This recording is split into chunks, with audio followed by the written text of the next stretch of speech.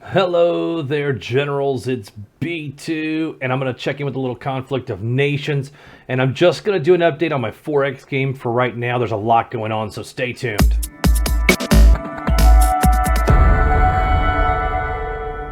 All right, so we started the game as Sweden, and we got lucky. We picked up Norway and Finland, and then we also picked up Ukraine, and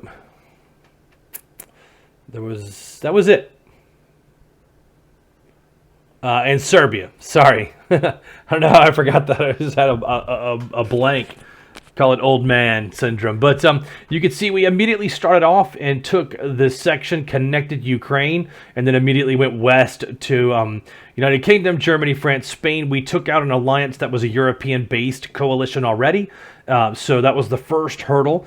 Second hurdle was we had another alliance or coalition that had Algeria, it had Iran, it had India, and it had Kazakhstan, which we are going to take out Kazakhstan next to knock that coalition out, and then we'll make our next plans. Other than that, we are just feasting on people who are not in coalitions, right? So that's an important fact. When you get into a game, one of the first things you want to do is find out if there are experienced players and try to get in a coalition with said experienced players, right? So down here we've got Iran, who's got basically nothing left but a couple of boat units, and he's just being a jerk, flying this boat around in nowhere because he can't get it out of this river. I don't know why you have a city that you dedicate resources to build boats if it just sails around this little tiny area. But to each his own, and you can play the game however you want to. So the next steps are going to be to grab this Kazakhstan land, and then I don't know what's next. Myanmar is really strong down here, but they're fighting, so I don't know that we necessarily need to do anything with this. Just let them beat each other up while we continue to run through this land. Maybe Russia would be a good play to extend this border out. Then when you know somebody's coming, you have a few days before they actually get to you versus being able to go through here. Now, we did put radar up here. Kind of a good thing to have, like, some sort of radar. However, in a 4X game, it's harder to see the units coming and react because the time is so quick on there. And I hope that makes sense. It's going to take them... if it takes an hour to get to you now, it's only taking 15 minutes, but the radar coverage doesn't increase. So it doesn't give you like that full time, that full hour to react. You would only have 15 minutes, which means you have to log in more. Now, having that, you can see exactly what towns have units in it here, and that's what you love about it. You go, okay, well, if I go in, I've got to go to 3 different towns and attack. So the way the leaderboard shakes out right now, I did slot into first. I don't know how. These 3 guys are all going after the Iran, India, and Kazakhstan. I figured they would be, in a huge advantage. We did go with myself, Serbia, and I'm Sweden, but Serbia came in with me on Algeria. But the way it played out, he grabbed 3 cities, and then I took 1, 2, 3, 4, 5, 6, 7, 8 cities and all the VPs on the land, right? So kind of crazy. The next move for me was to come down here and take Chad out. That was in this other corner. And then I'm taking a pounding to the face right now. To the face in Nigeria. Walked in on an 11 stack like, whoa, what up? So he's in there just ruckusing on me right now. Going to be a long battle in here. So I'm going to fly my planes over, which won't do a lot, but there's no AA in here, so I can pretty much whittle some hit points off of his stack, and his stack is inefficient at 84% because it's just a big, giant multi-stack. This guy right here is going to come in at a 57 and pretty much punch him in the face and take a couple of units out, but I am going to lose a couple of tanks and a couple of infantry. Unless Serbia groups this group up right here, he's got a pretty nice tank. He's got a tank there and a tank there. You group those 2 stacks together, that makes quite a punch, and a couple coming here. So we'll see if he is able to log in and attack, right? Now, I engaged Zambia because Zambia had a bunch of territories that were just kind of chilling, and I'm like, nah, I'm going to have to take that from you, player. So I came in and grabbed those. What I'm going to do, though, is I want to group these guys together, so I'm going to move them into this territory, and then I'm going to waypoint them up a little bit closer, right? So I don't want to get too close to his guys right now. I just want to sweep through with a single unit, take any lands that I can, which was here, right, with this guy. Who is? Oh, that's Serbia moving down there, so I can't control that one. But what I've also done is attack on the other side of the board, with a bigger 70 attack offensive here on these guys here. 2 tanks, a couple of naval infantries, which boost the numbers because, again, a naval unit's going to attack a little bit higher than a regular motorized, right? So you're going to be able to enjoy a bonus there. So that's what's happening right now in this game as far as next plays. And then, of course, like I do diversions. I run these guys into territories and try to get them to fly planes out there or move a stack around to divert like some of the tactics out. But I am going to bring this 10 stack down and come into these homeland cities here. So it's a homeland. I don't want him producing units or flying stuff around. So if I knock out Lagos, if I knock out his the ability for him to produce any naval vessels and another barracks, but if I look, like he's only got level 2 barracks all over here, so he's not like tanks are going to be the most you're going to do, and he can't produce like the rockets. So if you go into the thing here, and what I mean by the MLRS, the multiple or MRLS. The multiple rockets you're going to need in order to produce these, you're going to have an army-based force. So I know that he's not going to have that. I know he's not going to have anything that produces that comes to a 3 or higher. So the chance of getting some high-level AAs is not that good. Now, if you look on the scoreboard, he's a pretty high-ranked player. He's got 16 towns, 229 VPs, right? So obviously it's tilted in my favor, 3-1 or whatever it ends up being. But you still don't want to underestimate somebody, right? And we have Canada here. Now, this is his own coalition here with Myanmar. That's why I'm saying that could be a play next. We could knock those 25 towns out, disperse them against our 3 players here that are over there. But I think shoring up the border with Russia might be the next move. I don't know. I'd love to hear some comments, though, after seeing the map. On the U.S. side, like we don't have any interaction with them. I don't know why Finland's flying around out here.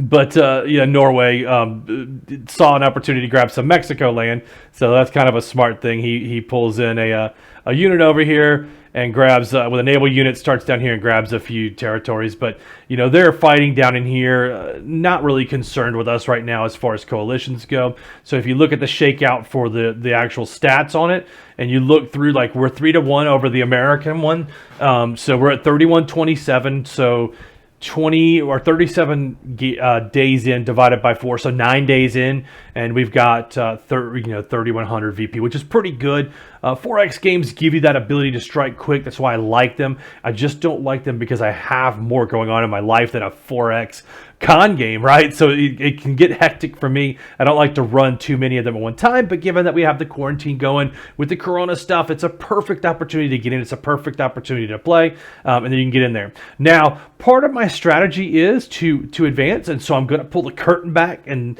show you kind of behind the scenes here. But so these are my cities and how I've gone. It's pretty much standard. I'm going to run the arms industries up. And then I'm going to get to what I need to produce because I'm going for the MRLSs, right? The multiple rockets. And I'm going to produce those out of probably 4 cities. So then I had to plan and say, what am I going to do for resources, right? And so if I sort here, I've got 2 supplies bases. Well, then I went and annexed Florence. And I'll tell you why I annexed Florence as opposed to some other cities, right? Currently, right now, I have to produce in Sweden and move them to Africa. If I shorten the distance, then I have more units that can engage quicker and get out to where I need to actually fight, which is in Africa, right?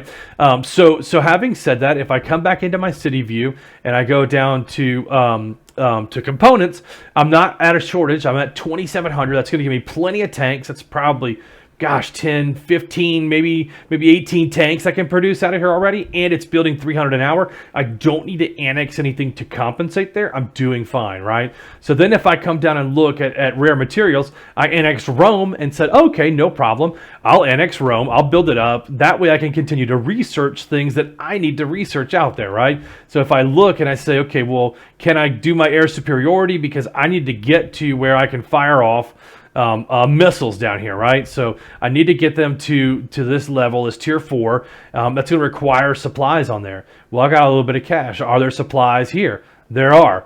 We're just going to buy out the supplies, right? You want to just keep, look, they've got buy orders in here to buy supplies. So I don't know why they don't just go in here and buy them off of there. Everybody should be sitting on a pile of cash right now. So I'm guessing that's the lower ranked guys that don't have a lot of cash out, right? So anyway, so I've got the rare materials going. I've also needed Fuel, so I annexed Riga. See, I have at 158 here. That's my lowest one. I'm not, or was my lowest one. Now I've got electronics to look at. So I've got Riga where I can now also produce units, right? So now instead of having the 7 starting units, now I have 10 cities that I can go to, and I'm probably going to have to annex. Oh, wait, I already did. Now I have 11 because I annexed Hamburg in order to boost the production of my electronics, because that's going to matter for me when I build tanks, when I build planes, when I build, if I eventually move to boats, more than subs anyway, because I've got a pretty advanced subs on here, and that's what kind of carried me in the beginning. So I could actually start research, boost my subs again, but I want to get to where I can shoot rockets, so I'm going to boost out my planes and get over here because I want to control the skies. I have other guys researching other stuff. We kind of all split in the beginning. So if you look at Serbia, it's got some ships. Norway's got some ships. So I need to be able to support them. If they're going to bring anything in stealth, if they're going to try and attack them with patrol planes, I want to be able to bring my stack in. So that's kind of my strat on here.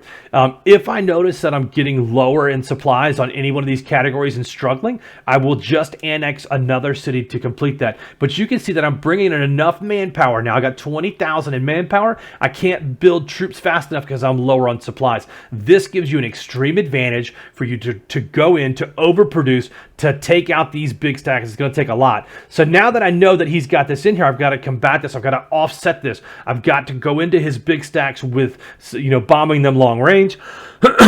Excuse me.